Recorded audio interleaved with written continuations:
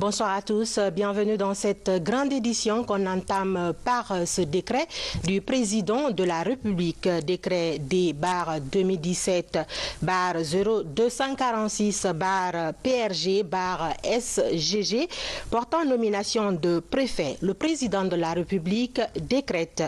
Article 1er. Les hauts cadres dont les noms et prénoms suivent sont nommés dans les fonctions ci-après. Préfet de Boké.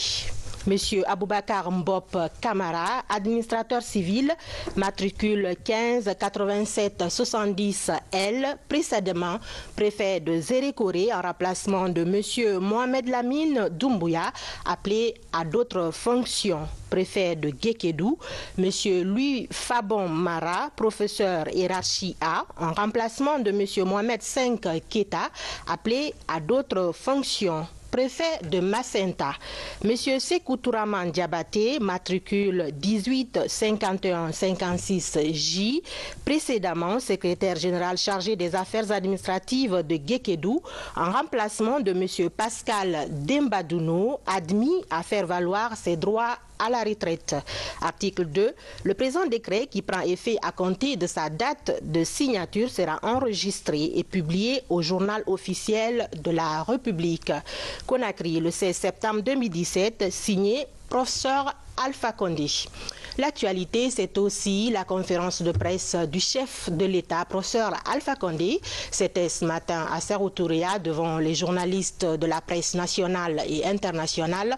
Une occasion pour le président de la République de répondre à toutes les questions soulevées par l'accord cadre de partenariat stratégique conclu entre les gouvernements chinois et guinéens. Un accord cadre portant sur 20 milliards de dollars. Pour le président Alpha Condé, il ne s'agit ni d'un troc, encore moins d'une hypothèque de nos mines, mais il s'agit plutôt d'un modèle innovant d'investissement et de croissance pour la Guinée. Je vous propose de suivre un large extrait du professeur Alpha Condé face aux journalistes. Suivez. J'étais en Chine,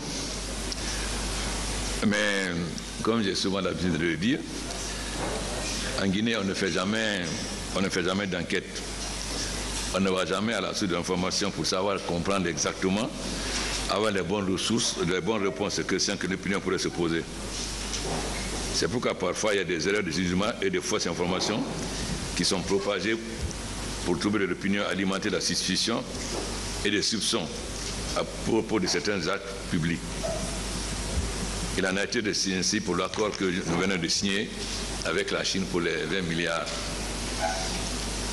On dit que nous avons donné toutes nos ressources minières à la Chine. Et sinon même on aurait vendu la Guinée à la Chine.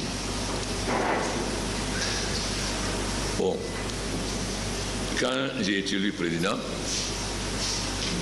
j'ai trouvé un document qui donnait toutes nos ressources minières, pétrolières, tout, à un secteur chinois, la société CFI. Pour 10 milliards, tout. J'ai considéré que ça n'engage pas le gouvernement guinéen. Beaucoup de sociétés sont venues me voir. Voilà 1 milliard de dollars pour donner telle mine. Je dis à tout le monde, vous voulez 1 milliard? Ok. Vous voulez une mine? Vous attendez qu'on ait le nouveau code minier et vous aurez leur concession en fonction du nouveau code minier. Quels sont les gens qui sont dans le secteur de la bauxite? On dit que c'est les Chinois seulement. Depuis 1963, nous avons les Américains Alcoa, à Kamsa. Nous avons Rusal, qui était à Fria et à Kindia. Le Parlement vient de ratifier les 3 concessions de Rusal, parce que Rusal a eu ensuite, en plus de Fria et de Kindia, Rusal a eu Diandian. Et si vous demandez Diandian, c'est la plus grande réserve de bauxite, c'est la plus grande concession de tout le bauxite. Ça fait les Américains, les Russes. En dehors de cela, vous avez Mubadala des Émiratis, qui a la concession de Sangaredi et qui investira en tout 5 milliards dans 2 phases. Première phase, production de bauxite. Deuxième phase, alumine. Il investira 5 milliards. Ça veut dire 3. Vous allez à l'UFER, qui est une société anglaise et qui est à Bofa et qui va commencer à produire très bientôt. Vous avez ensuite SMD et AMR, les sociétés françaises. Ensuite, nous venons de signer avec une société de l'Inde. Alors vous voyez, il y a des Américains, il y a des Russes, il y a des Émiratis, il y a des Français, il y a des Indiens, etc. Mais quelle est la différence?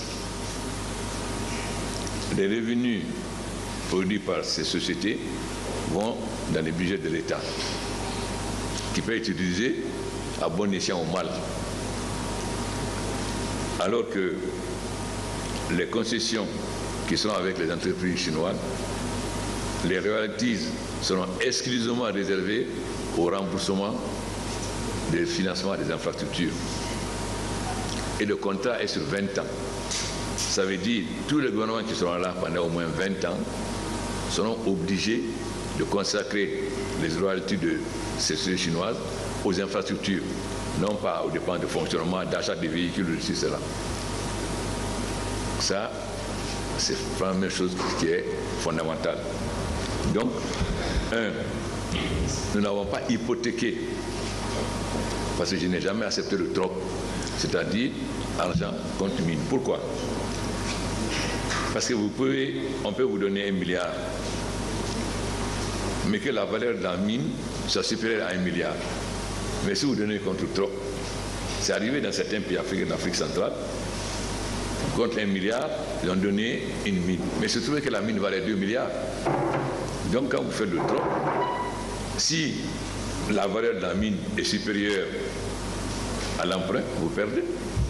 Dans notre cas concret, si on a une mine, la société a une mine d'1 milliard, et qu'au bout de 500 millions de tonnes, le prêt est remboursé, tous les royalties reviennent maintenant au gouvernement guinéen.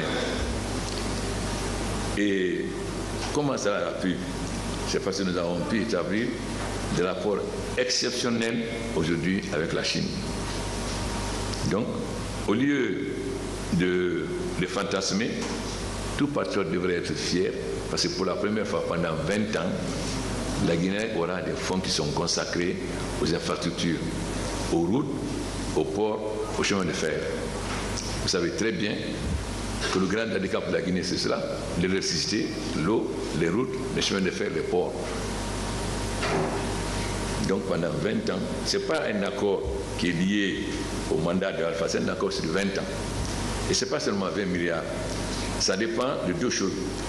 Notre capacité à présenter des projets bien ficelés et notre capacité de remboursement. Ça veut dire, plus nous sommes capables de présenter des projets bien ficelés, nous aurons accès à ces crédits.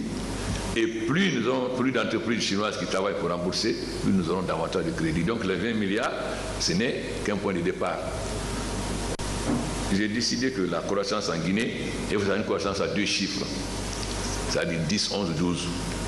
Mais pour avoir cela, il faut investir chaque année, public et privé confondus, 1,5 milliard de dollars.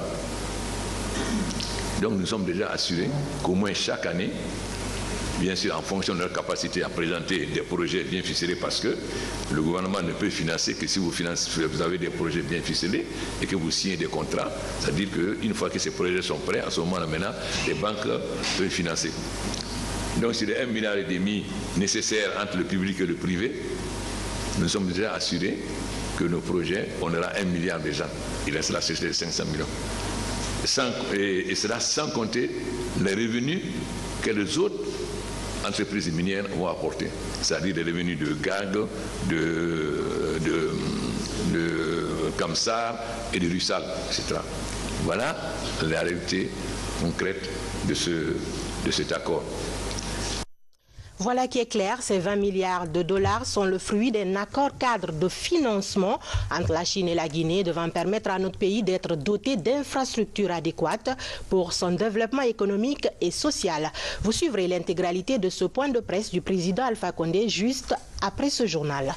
Boké est en proie à des manifestations depuis quelques jours. La cause, une panne enregistrée sur la centrale les 4 et 5 septembre dernier, mais des mesures urgentes sont en vue pour soulager les populations.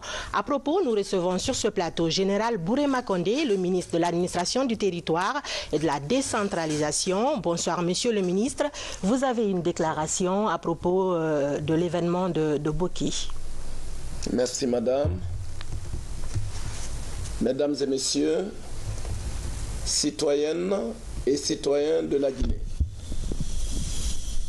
Depuis le 12 septembre 2017, la ville de Boké, ville minière par excellence, est sous le coup de manifestations suite à une panne intervenue sur le premier groupe électrogène de la centrale électrique de la ville de Boké. Et ce même jour, aux environs de 20 heures, toutes les rues de Boké ont été prises d'assaut, jonchées de barricades et par endroits des pneus enflammés sur le bitume. Le lendemain, 13 septembre 2017, la série de violences a commencé à se manifester dans la matinée. Les barricades et les violences se sont multipliées en ville et environ. Le siège du gouvernorat a été violenté par des jets de projectiles qui ont cassé plusieurs vitres du bloc administratif. Faut-il rappeler que ce bloc administratif est la première infrastructure des infrastructures faites à Boké par le biais des fêtes tournantes instaurées par le chef de l'État dès son accession à la magistrature suprême de notre pays. N'eût été l'intervention rapide de la CMS, le bloc administratif aurait été mis à sac. Au regard de l'ampleur des manifestations qui prenaient des allures de convulsions sociales dangereuses, les autorités administratives ont sollicité l'envoi d'un renfort des forces de sécurité. L'objectif étant de sécuriser les édifices publics, les personnes et leurs biens, les expatriés et autres installations des sociétés minières. Les locaux et bureaux de la gendarmerie départementale ont été vandalisés, les archives brûlées, les armes et munitions emportées, y compris le ravitaillement de la troupe. Plusieurs gendarmes et policiers sont blessés au cours des affrontements. Malgré la présence de ce renfort, la situation est demeurée de plus en plus grave. Plusieurs véhicules sont endommagés, dont les véhicules de commandement du gouverneur de région et celui de monsieur le préfet.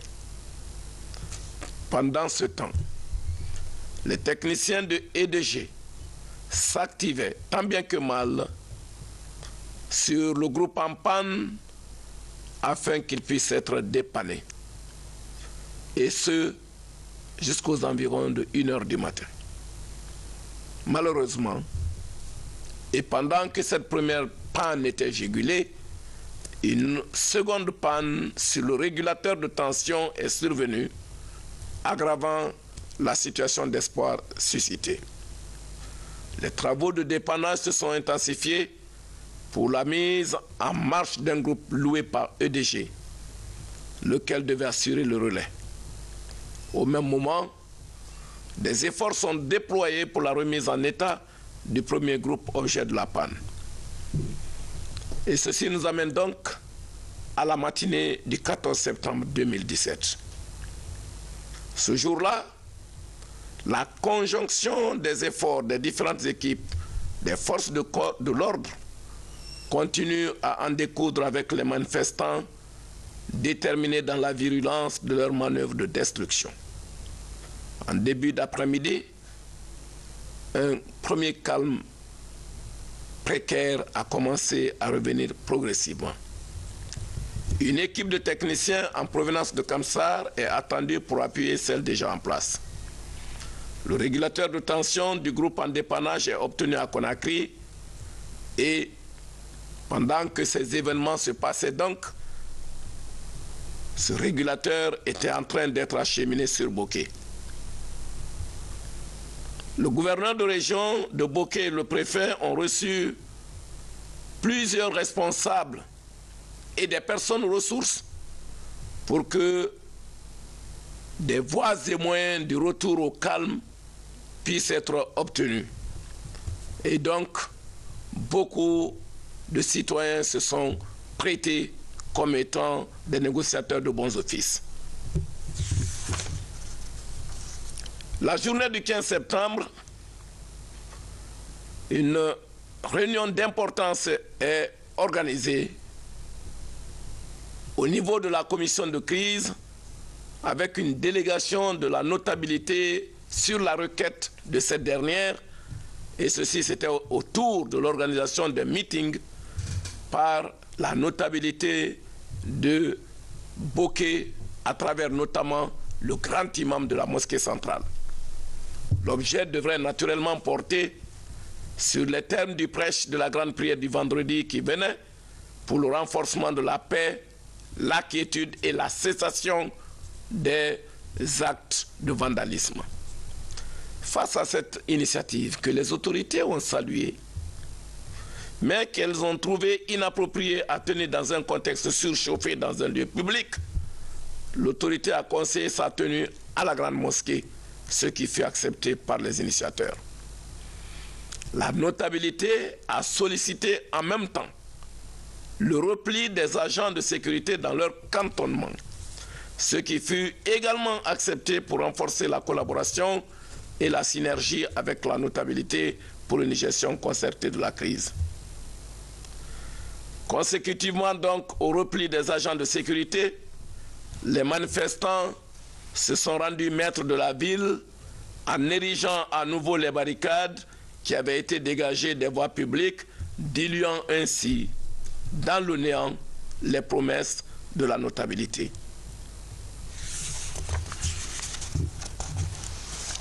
On déplore, suite à ces événements graves à Boké, 2 cas de décès que le président de la République, professeur Alpha Condé, a fortement déploré et a instruit à monsieur le Premier ministre chef du gouvernement que soient prises de façon diligente des mesures amenant à faire la lumière, mais alors toute la lumière, sur ces 2 cas de décès et que les éventuels coupables répondent devant la loi. Parallèlement à ces 2 cas, que tout le peuple de Guinée déplore sur les pas du chef de l'État, le bilan des préjudices causés par les manifestants est ahurissant. On dénombre en effet 14 gendarmes blessés, 7 policiers, 56 civils, 3 évacués à l'hôpital de Kamsar, des magasins pillés, 2 camions de gendarmerie nationale brûlés. La compagnie départementale de la gendarmerie de Boké a eu également ses locaux brûlés, un pick-up calciné, 3 motos brûlées, les archives brûlées également, le marché central de Boké pillé, 2 conteneurs défoncés, le village communautaire de Boké, encore une des infrastructures de la célébration de la première fête tournante à Boké vandalisée, le bloc administratif régional saccagé, je le disais tantôt, le véhicule de commandement du gouverneur et du préfet caillassé. Il faut noter également l'immobilisation de centaines de véhicules en provenance de la Guinée-Bissau et de la Gambie voisine et leurs passagers rançonnés par certains manifestants. Notons également que les domiciles des agents de sécurité logeant dans les quartiers sont vandalisés, leurs familles pourchassées. Le train de la CBG bloqué et la gare saccagée. L'empêchement également des techniciens de EDG de procéder à des réparations sur le groupe défectueux. Mesdames et messieurs, nonobstant ce qui précède, à l'heure où j'interviens ici dans les studios de la RTG, 3 groupes électrogènes, dont 2 de 0,5 MW et 1 de 1 MW, sont en train d'être acheminés sous bonne escorte sur Bokeh. Ils viendront s'ajouter à 2 autres groupes de 1 MW chacun, rendant ainsi dans les meilleurs délais la fourniture du courant effective à Bokeh. Quelles leçons tirer de ce qui précède? Oui, les Guinéens ont besoin de services sociaux essentiels, l'eau, l'électricité. Mais faut-il que nous sachions, face à certains problèmes qui ne sont pas de la volonté des humains que nous sommes, car la panne d'un groupe électrogène peut intervenir à tout moment. Le plus dur et le plus amer serait peut-être de ne pas faire face à cette panne. Mais quand des efforts sont déployés par le gouvernement, par les autorités locales, quand l'implication de la notabilité et des personnes ressources est réunie, il faudrait bien que l'on sache raison garder. Au-delà de tout ce que nous venons de dire, jamais du tout, notre pays ne saurait se sortir des difficultés qui l'assaillent tant que nous n'aurons pas renoué, chacun de nous, en son fort intérieur, avec la paix, qui est la denrée la plus partagée par tous les Guinéens. Nous en appelons ici donc aux citoyennes et aux citoyens de Bokeh. Et cet appel pathétique est celui de Monsieur le Président de la République, il est celui du Premier ministre chef du gouvernement, il est celui de tout le peuple de Guinée. Nous en appelons à la population de Bokeh. Les mesures idoines sont en train d'être prises. Les groupes arriveront à Bokeh, au pire des cas, demain dans la journée, au meilleur des cas, au petit matin, des camions remorques ayant déjà été mis en route. D'ici là, nous demandons à la population de Bokeh de rester dans le calme, d'observer une attitude citoyenne et de renoncer à tout ce qui était déjà là comme disposition de nature à faire de Bokeh une ville en état de guerre. Nous ne le souhaitons ni pour Bokeh, ni pour aucune des villes de notre cher pays. Je vous remercie pour votre attention. Merci, Monsieur le ministre. Je vous rappelle que nous étions avec Général Bourema Kandé, ministre de l'Administration du Territoire et de la Décentralisation. Il avait à ses côtés le ministre Maître Abdoul Kabele Kamara de la Sécurité. La requête des populations de Bokeh porte sur l'accès au courant, principale structure concernée, Électricité de Guinée. Une requête à laquelle le directeur général de cette entité s'engage à donner un résultat positif. Il rassure les populations de cette commune quant aux dispositions prises pour rétablir le courant tout en invitant les autorités communales et préfectorales à faciliter la tâche aux techniciens sur place. Suivez la déclaration du directeur général de EDG. Il est au micro de Nabi Kamara. Nous étudions actuellement plusieurs scénarios, dont celui d'installer le groupe de secours à Batafon qui est le plus adapté techniquement. Malheureusement, les problèmes de circulation dans la ville ne facilitent pas les mouvements d'engins. La fin des travaux d'installation de ce groupe temporaire est prévue dans les prochains jours. Nous regrettons bien entendu les désagréments engendrés par cette situation et assurons aux populations notre ferme engagement de chaque heure à résoudre le problème le plus vite possible. Nos équipes terrain sont mobilisées en continu pour régler cette situation. Nous demandons donc aux populations et aux autorités locales qu'elles permettent aux agents d'EDG de circuler et travailler sereinement pour mettre le groupe en état de fonctionnement. Cette solution permet de gérer le court terme, mais par ailleurs, à plus long terme, nous avons pris les dispositions en concertation avec notre ministère de tutelle, le ministère de l'Énergie et de l'Hydraulique, de renforcer les capacités de production de bokeh.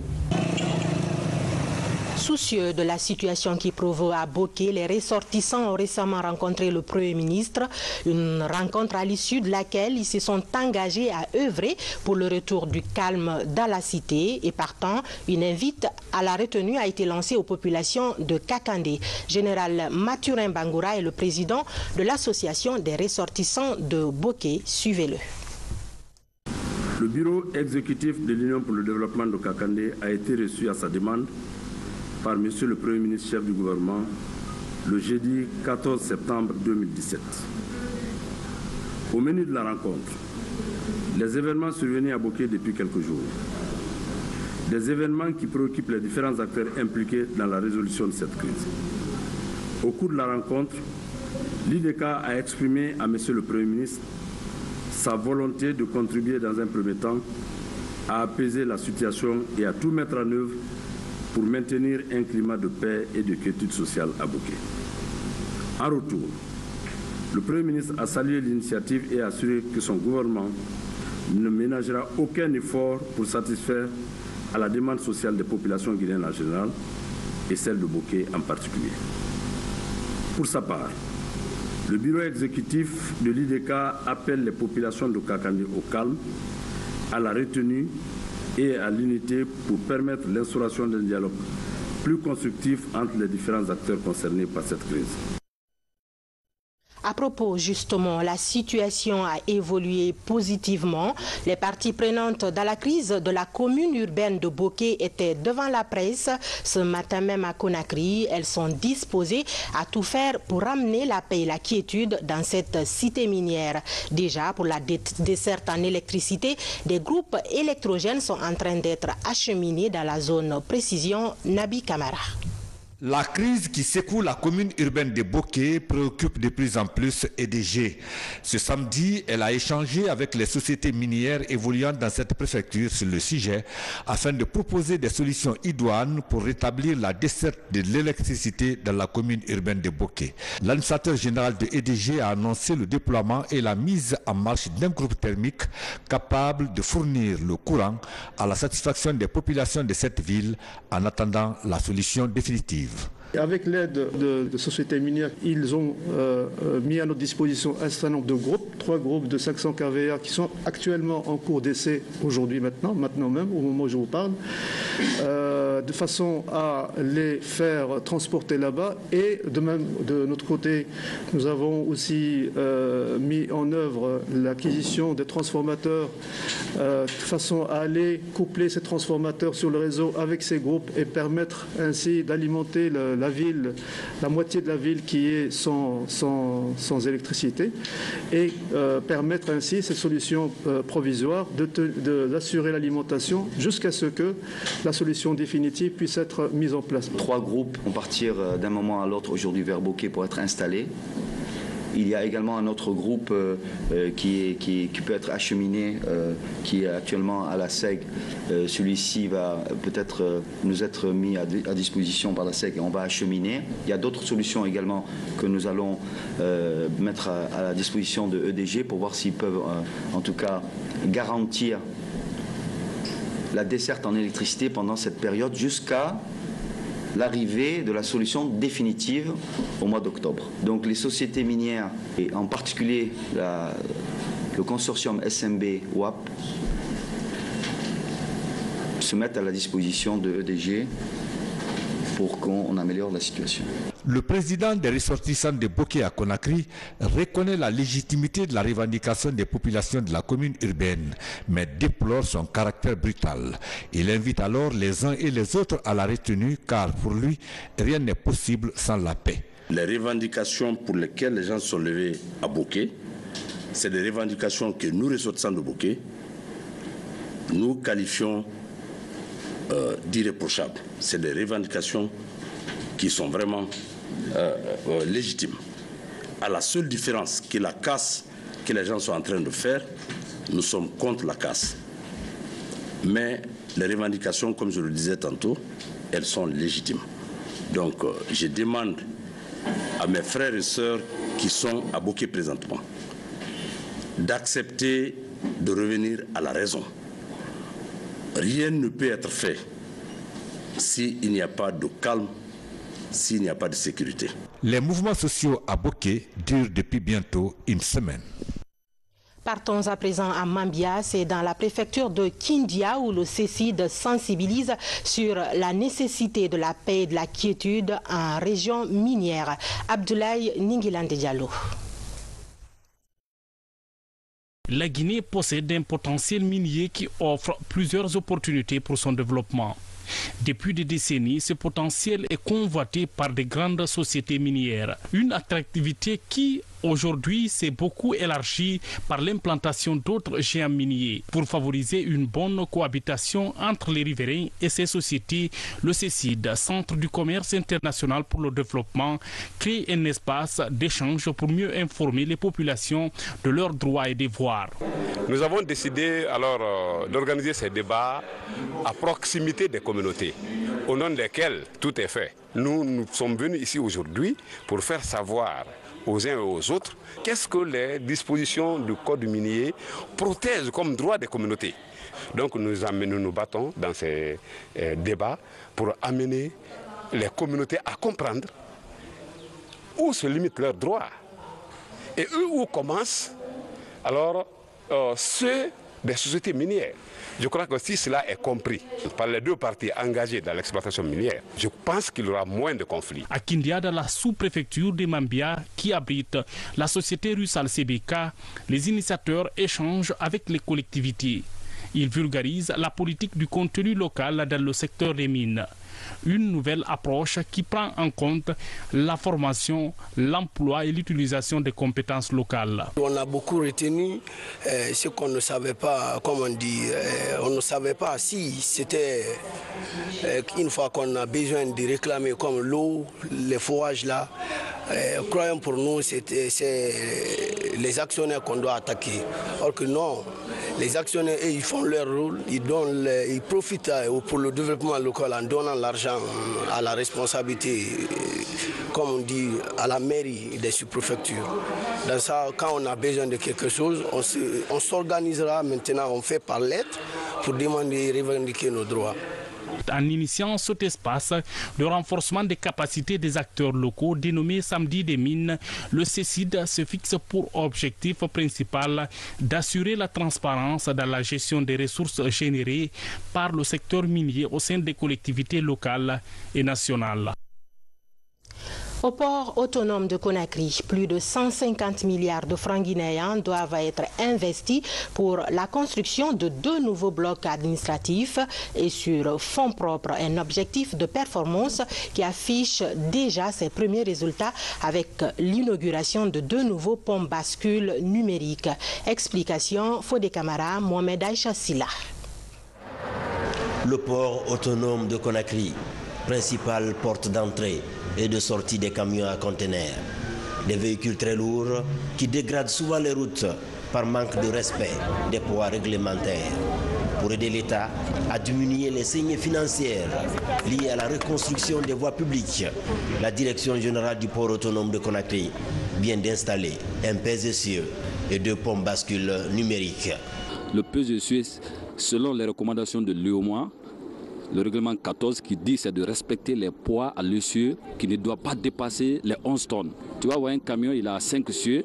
Automatiquement, si les 5 essieux dépassent les 11 tonnes, c'est qu'il y a une surcharge du poids. Donc automatiquement, on est obligé de le retourner pour diminuer la charge, pour qu'il respecte les 11 tonnes à l'essieu. C'est ce qui fait que notre route aussi sera bien protégée. Au-delà de ce dispositif, un autre vaste chantier est ouvert par les autorités portuaires.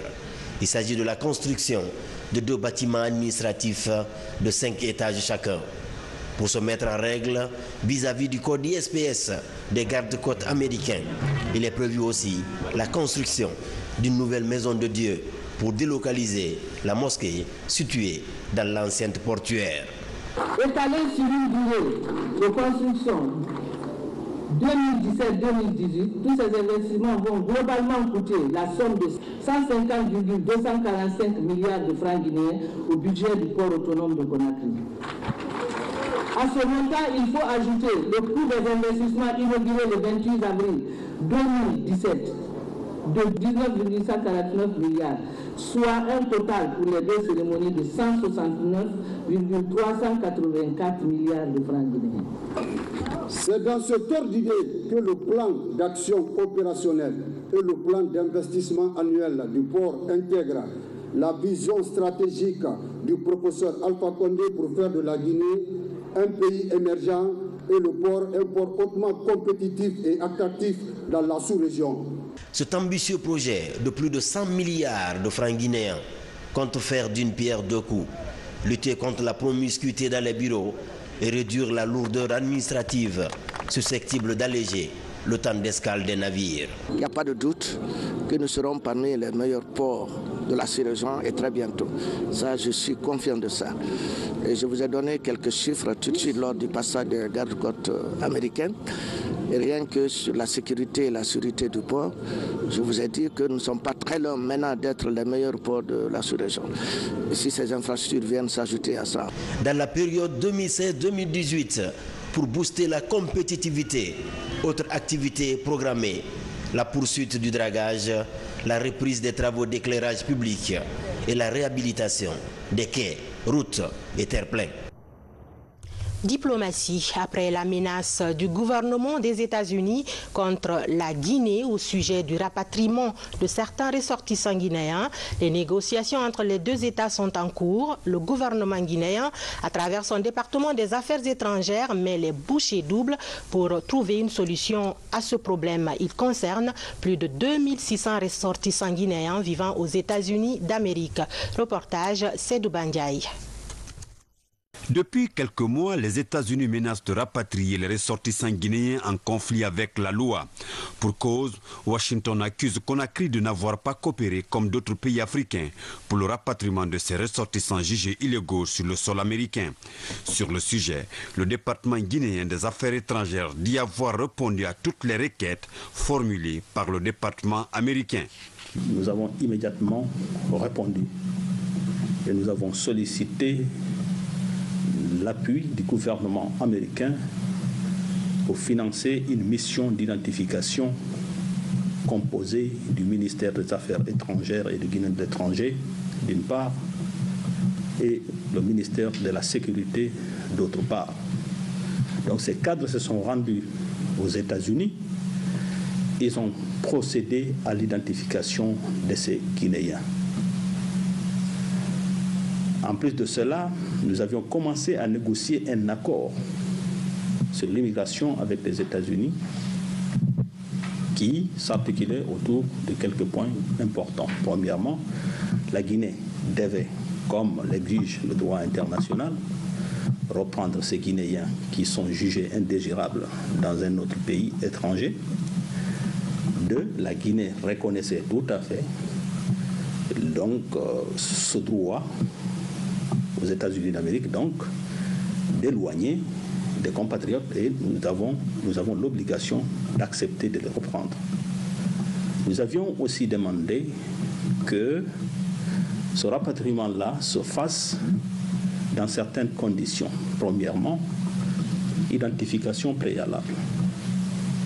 Deuxièmement, qu'on nous explique les motifs qui ont prévalu à leur arrestation, à leur incarcération, ou en tout cas la raison qui pousse les autorités à les ramener.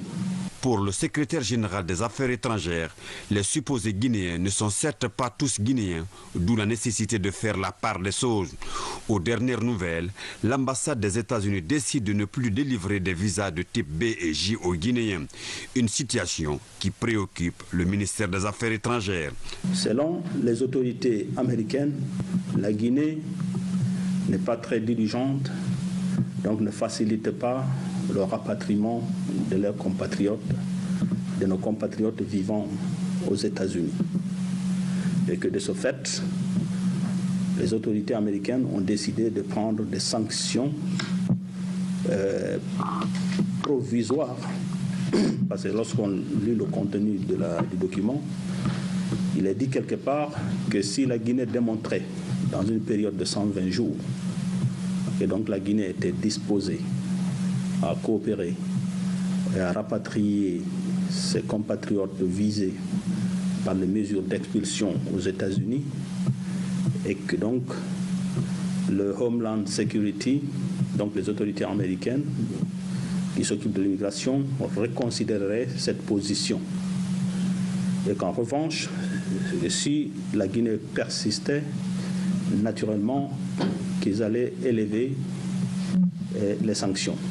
Dans les prochains jours, le résultat de cette négociation sera officiellement publié par le département guinéen des Affaires étrangères. La conservation de l'écosystème marin au cœur d'une campagne nationale de sensibilisation et de formation. Principale cible, les acteurs de la pêche, afin qu'ils soient mieux imprégnés sur les bonnes pratiques recommandées pour éviter la dégradation de l'environnement marin. Une action des cadres du Centre national des sciences halieutiques de Bousoura et de l'ONG AGEMAF. Reportage Falilou Diallo. Au constat, plusieurs pratiques participent à la dégradation de l'environnement marin. Entre autres, l'utilisation des filets à faible maillage, la pollution et l'envahissement de la mer, la destruction des estuaires, la surexploitation des ressources, mais aussi l'insalubrité dans la conservation, le conditionnement et le traitement des produits de la mer. Pour le Centre national des sciences halieutiques de Bousoura, il faut nécessairement agir pour sauver l'environnement. Il y a beaucoup de poissons à l'air là, ils sont partis. Comme les gamailleurs, les petits séquis, tout le monde n'en trouve pas aujourd'hui. Il faut aujourd'hui dire à la population qui vit dans cette activité que la valeur qu'il est là, c'est la protection de la mer et de ses produits. Parce que si la mer est protégée, les ressources qui sont là doivent se multiplier et que la population sera vraiment satisfaite pour pouvoir essayer d'atteindre l'objectif qui est recherché. Cette sensibilisation a été couplée d'un geste symbolique de don d'équipements destinés à plusieurs débarcadères du littoral. Ce sont entre autres des bâches, des gants, des coupes-coupes, des râteaux pour promouvoir l'hygiène dans les débarcadères.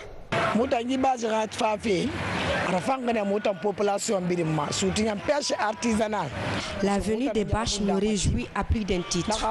Avant, on déposait les produits de pêche par terre et cela affectait considérablement la qualité des poissons.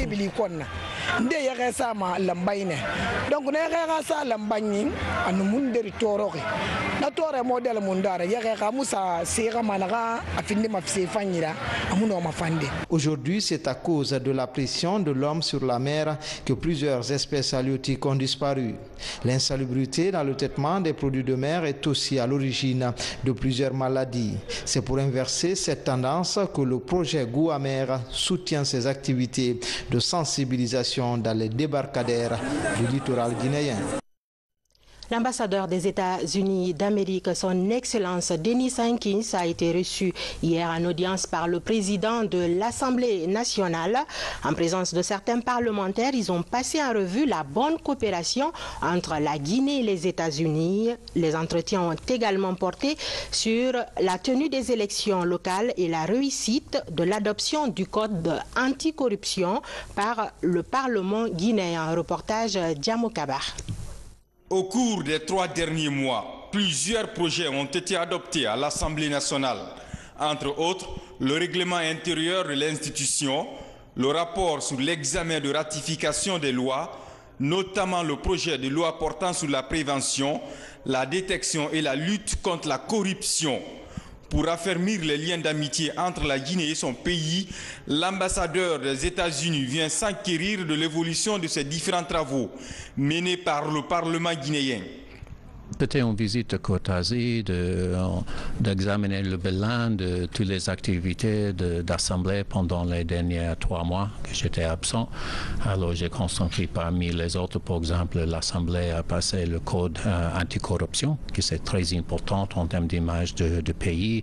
De plus en plus, on voit que les honorables, ils demandent plus des informations concernant le financement de budget, qui c'est de jouer le rôle traditionnel qu'on fonction législative, c'est un bon progrès en termes de gouvernement.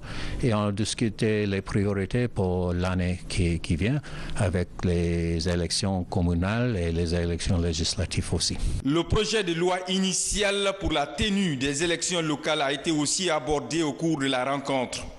Pour la réussite du scrutin, Denise Ankins a exprimé l'engagement de son pays à accompagner le gouvernement guinéen.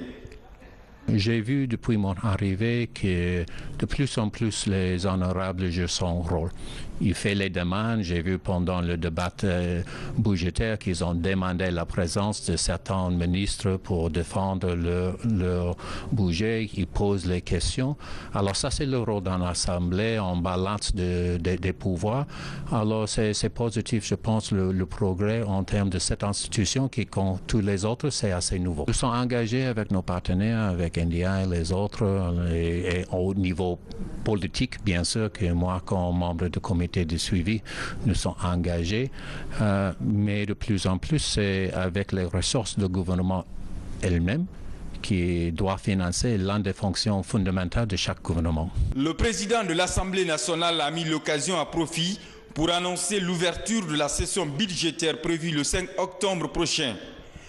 Un débat parlementaire sera organisé à cet effet en faveur des orientations budgétaires de l'année prochaine.